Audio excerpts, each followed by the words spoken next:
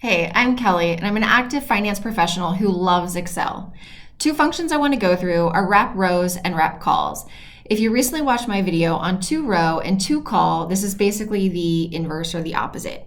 So you're going to want to use one of these wrap functions when your data is kind of coming at you in a list format, be it going down from top to bottom or maybe across in one row horizontally. You're going to use these formulas to translate it to looking a little bit more like a grid or more in that table format. So think of it as maybe just taking a standard list and making it look a little bit more like a calendar.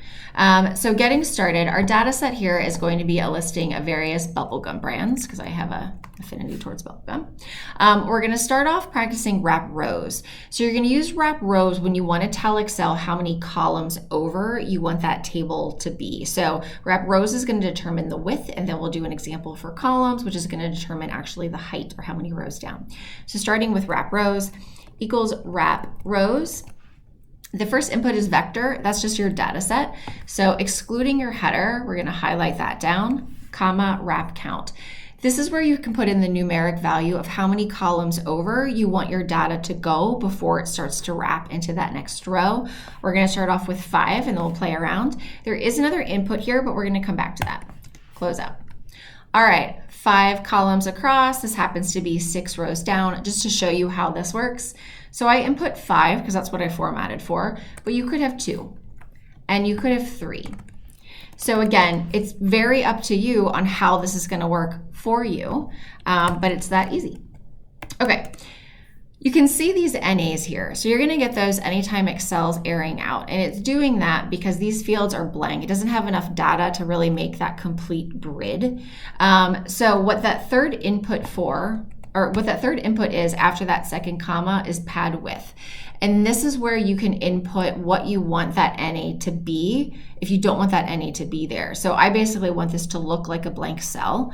So to do that, I'm going to do 2 quotes, which is basically signaling text, but it's blank, comma, and those disappear. So that's WrapRows. And keep in mind, one of the reasons why this is kind of value versus new copy, pasting, sorting, etc., is as you maybe change your brand list, this is naturally going to update, maybe pull some or add some additional fields into the grid, come down as more data gets added, etc. Moving on to WrapRows. So operates the exact same. We're going to do WrapCols. Open that up. We're going to highlight the listing. But now what we're doing is determining how many rows down we want that grid to be. So for sake of kind of keeping everything on the screen, I'm going to input 10. There we go. So it's going 10 rows down, which happens to be 3 columns over. You can see you get your same NAs. So just to play around with this again a little bit more, you could make this 5 and it's going to go far off to the right. You could make it 20. And it's going to go a little further down. We'll stick with 20 for now. So now we have those NAs. Come back in, pad width. I'm going to go back to that blank cell, or maybe instead of blank, I just put a little dash, close out, and now I've got blanks kind of where there's no data. So that's WrapRows, WrapColumns. Again, really useful if you really want to clean or make your data look a little bit more like a table. Get it all on one page is another good example on how you could use this. So yeah, have at it.